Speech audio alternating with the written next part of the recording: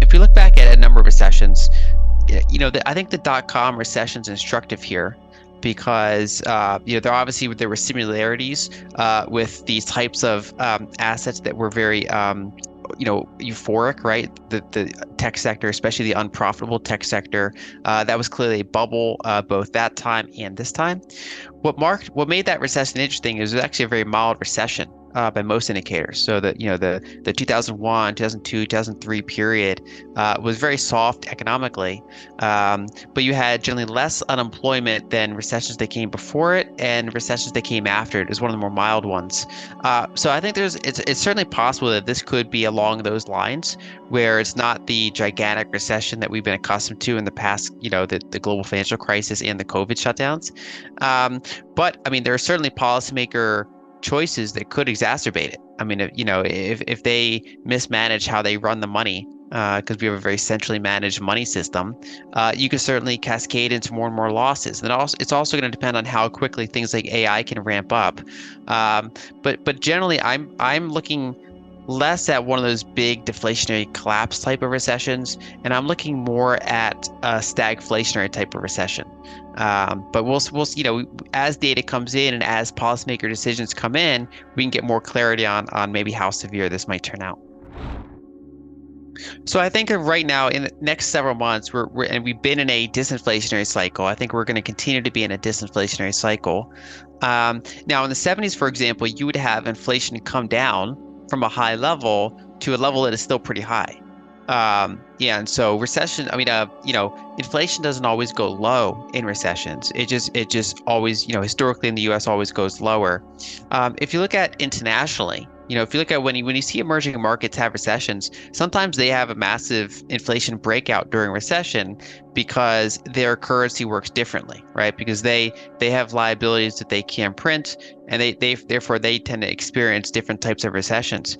One thing that makes this period interesting is that there are tighter energy constraints now, and so you could have environments where Europe and the United States almost experience like an emerging market type of recession. That's more of a stagflationary type of recession where, on the demand side, you are experiencing a degree of disinflation, but it's not as though you're now completely oversupplied with commodities and all those things get super cheap. They could still be somewhat elevated in price while you have ongoing economic contraction, stagnation, things like that. So again, giving an exact number is partially depending on human policymakers, but the way I would phrase it is that the constraints that are causing inflation to contribute to inflation are still there. And so all the money that was printed is still mostly in the economy, especially now that I think we're getting towards the end of quantitative tightening. That removed some money that was printed, but only a small portion of it.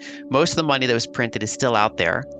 We still have not had really a capex cycle in energy or commodities. We've not brought new copper mines online at scale. We've not brought new oil fields online at scale. We're seeing some obviously development around LNG export capacity to, for example, reduce Europe's reliance on, now that they've been severed from Russia, they need more LNG. So obviously there's work being done, but I think the world is still relatively tight on the supply side. And so if you see China really ramp up and fully reopen in terms of international flights and things like that, and if you see, just general more economic activity throughout the world, you could certainly have an environment where oil is back over $100, for example, while you have economic softness. I mean, if you look at 2008, for example, oil was spiking kind of at the early stages of that recession. It was actually in some ways contributing to that recession.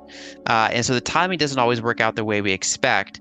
So the way I look at it is that if we're willing to go into a recession, we can certainly get inflation down for periods of time. And the question is, when we try to accelerate out of that recession, when we try to have another growth cycle, I think the problem is that the conditions are still there to reignite another inflation wave. So inflation came in waves in the 70s, it came in waves in the 40s, and I think it's going to come in waves in the 2020s. Even if I wouldn't try to predict the exact lows and the highs, I'm more trying to look at the conditions and expect the direction. Recessions, as you point out, are normal. It's normal for periods of excess to get wiped out. To take out businesses that are not really being productive. That frees people up, frees resources up to go do something more productive, figure out something new, and so that's completely normal. It also wipes out bad debt from the system. The problem is that everything is so over levered now, and more importantly, leverage has gone up to the sovereign level. So what made 2008, for example, such a deep recession is that you had built up private sector debt for decades, and then that rolled over. A lot of that was then put onto the sovereign level. Basically, we somewhat delever the private sector. We put a lot of it onto the public sector. The problem now is that a lot of it's already on the public sector, and that tends to be a more inflationary scenario because they're still running. If you picture 2008, they were doing these like large rescue practice, like packages that were like $700 billion, whereas in the current environment, the deficits are like double that going forward on an annual basis. I mean, it's like the baseline deficit now is like 1.5 trillion. And to the extent that the Fed is eventually forced to resume monetizing it, which you might have partially seen over the past month with, they're still doing quantitative tightening, but now they're actually adding more liquidity into the system than they're taking out. And so if you get back to a period of monetized large fiscal deficits of that scale, in some ways that's like a stimulus. But the problem is that it's an inflationary stimulus. And so on one hand, you have contractions in, I am concerned about commercial real estate. I would not really want to be working in, a fund that finances office space, for example. I wouldn't want to be in an unprofitable tech company. There are certain areas that I think are quite vulnerable. But when you zoom out, that's somewhat balanced by the fact that they're just doing these ongoing deficits that are just pouring more money into the economy. And so that's why I think it's a more stagflationary type recession. I think if you work in travel, I think if you work in, if you're a welder, if you're a plumber, I mean, a lot of these people are now making really good salaries because they're still in short supply, and they're somewhat recession resistant. So I really think that the severity of the recession is going to depend on the type of work you do, your role in the economy, and what type of assets you own. But in general, I expect it to be a more stagflationary type of recession, and one where inflation's ready to return as soon as policymakers are willing to try to get us out of that recession. So my base case is that the 2020s decade will not be a good one for equities, especially in inflation-adjusted terms. It's not necessarily that I'm expecting crashes, although I mean they're certainly possible. It's more like when we're looking back from the late 2020s or we're looking back from 2030. I just think it's not going to be a very good decade. And of course, how volatile it is will partially depend on all sorts of policymaker decisions. But if we zoom out, ever since the 1980s, we've had this period of lower interest rates and higher equity valuations. And because if you're comparing how much you pay for an equity to a 10% yielding treasury bond, right?